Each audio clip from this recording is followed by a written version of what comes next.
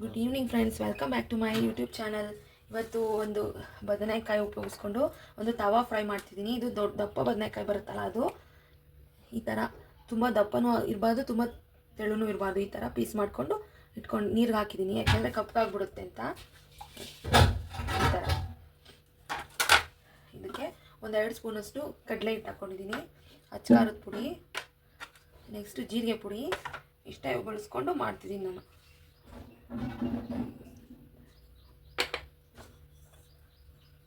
ಚಿಟಿಕೆಯಷ್ಟು ಉಪ್ಪು.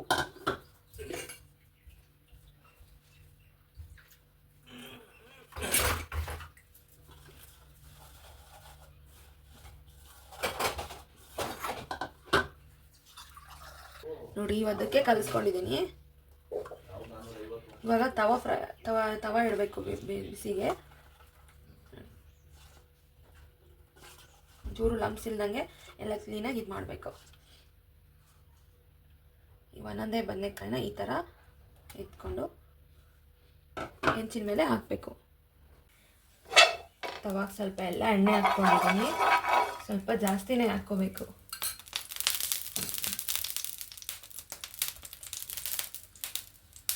ಒಂದೊಂದೇ ಸ್ವಲ್ಪ ಕಮ್ಮಿ ಉರಿಯಲ್ಲಿ ಫ್ರೈ ಮಾಡ್ಕೋಬೇಕು.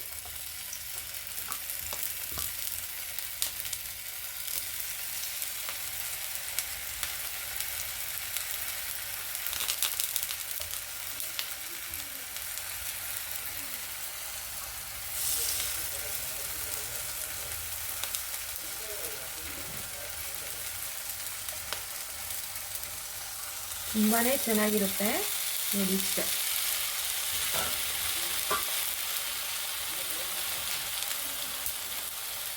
ಸ್ವಲ್ಪ ಮೇಲೂ ಎಣ್ಣೆ ಹಾಕಬೇಕು.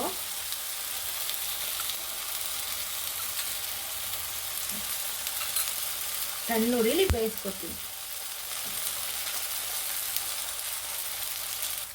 ಸ್ವಲ್ಪ ಇನ್ನೊಂಚೂರು ಖಾರದ ಪುಡಿ ಈ ಥರ ಉದುರಿಸ್ಕೊತೀನಿ. ನೀವು ಇಷ್ಟ ಬೇಕಾದರೆ ಇನ್ನೊಂದು ಸ್ವಲ್ಪ ಸ್ಪೈಸಿ ಬೇಕು ಅಂದರೆ ಹಾಕ್ಕೊಡ್ರಿ. ಹೀಗೆ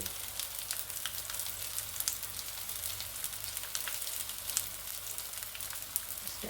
ನೀನಿಂದ 2 ನಿಮಿಷ ಸಣ್ಣ ಉರಿಲಿ ಬೇಯಿಸ್ಬೇಕು. ನೋಡಿ, ಇದೆಲ್ಲ ಆಗ್ತಾ ಬಂತು. ಎಲ್ಲ ಸೈಡೆಲ್ಲ ಕ್ಲೀನಾಗಿ ಬೆಂದಿದೆ. ಇವಾಗ ಸರ್ವ್ ಮಾಡೋಣ. ಇಷ್ಟೇ, ಇದು ತುಂಬ ಬೇಗನೆ ಆಗುತ್ತೆ, ತುಂಬ ಚೆನ್ನಾಗಿರುತ್ತೆ.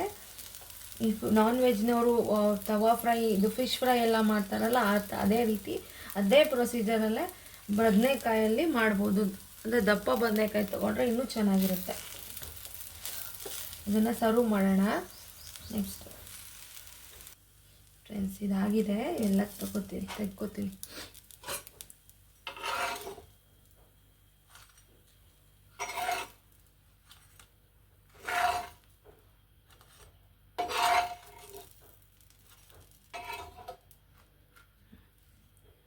ನೀವು ಮಾಡಿಕೊಂಡು ಹೇಗಿತ್ತು ಅಂತ ತಿಳಿಸಿ. Thank you for watching my channel.